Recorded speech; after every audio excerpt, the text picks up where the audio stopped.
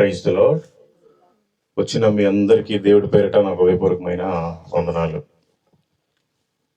Sister ఎన్ని గంటలకు ముగించాలి? 5 అయినా పర్లేదా?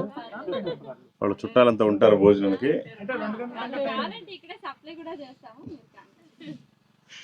సరే, మంచిది.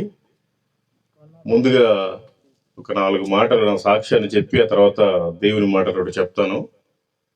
నేను రాత్రి 12:20కి లేచాము. ఇక్కడికి వచ్చేసరికి 11 అయింది.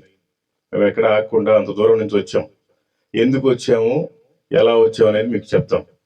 ముందుగా నేను వాక్యం చెప్పేదానికంటే ముందు ఈరోజు పాపది కాబట్టి ఆ ప్రోగ్రాం గురించి, అసలు దేవుడు ఆ పాప విషయంలో ఏం చేయబోతున్నాడు, ఎందుకు చేశాడు, ఏంటి అనేది కొన్ని మాట్లాడుకుందాం.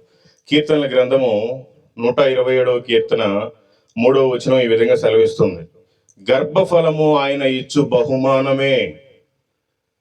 పాప వీళ్ళని అప్రిషియేట్ చేయాలి. పాప మంచి ఎంగేజ్ లో ఉన్నారు. నేను పరిచయం కాకముందే వీళ్ళకి మ్యారేజ్ అయింది. వీళ్ళు యాక్చువల్గా నాకు ఫస్ట్ క్రీడా సిస్టర్ గారు తెలుసు. క్రీడా సిస్టర్ గారి వల్ల వీళ్ళందరూ ఫ్యామిలీ అంతా పరిచయం. వీళ్ళందరూ 2022లో ఒకేసారి బాప్తిస్మం తీసుకున్నారు. అప్పుడు నేనే ఒక పాస్టర్ గారిని తీసుకొచ్చి బాప్తిస్మం ఇప్పించాను. సో అదంతా వేరే, చెప్పాలంటే చాలా టైం అయిపోద్ది. ఈ పాప ఈ టైంలో ఎందుకు ఇక్కడ ఉంది అంటే, వీళ్ళు ఫస్ట్ పాపం పిల్లల గురించి ప్లాన్ చేసుకోలేదు.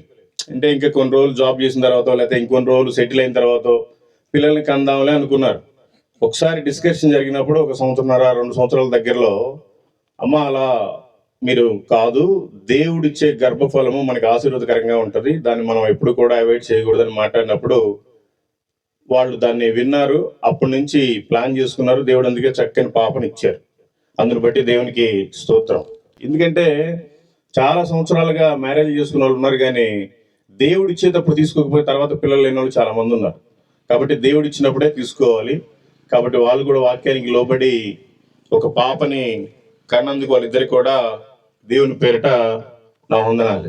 ప్రసంగి గ్రంథము 7వ అధ్యాయం 1వ వచనం ఈ విధంగా సెలవిస్తుంది: సుగంధ తైలము కంటే మంచి పేరు మేలు. ఈ రోజున మరి ఎలీషా, జోనా అద్భుతమైన పేరు. మరి ఆ పేరుకు తగినట్టుగా దేవుడు ఆ పాపని దీవించి ఆశీర్వదించును గాక. ఆమేన్. ఆ పాపని దేవుడు ఆశీర్వదించాలంటే ఆ తల్లిదండ్రులు ఇద్దరు కూడా సామెతల గ్రంథం 22వ అధ్యాయము 6వ వచనం ప్రకారం పెంచాలి. బాలుడు నడవవలసిన త్రోవను వారికి నేర్పుము, వాడు పెద్దవాడైనప్పుడు దాని నుండి తొలగిపోడు.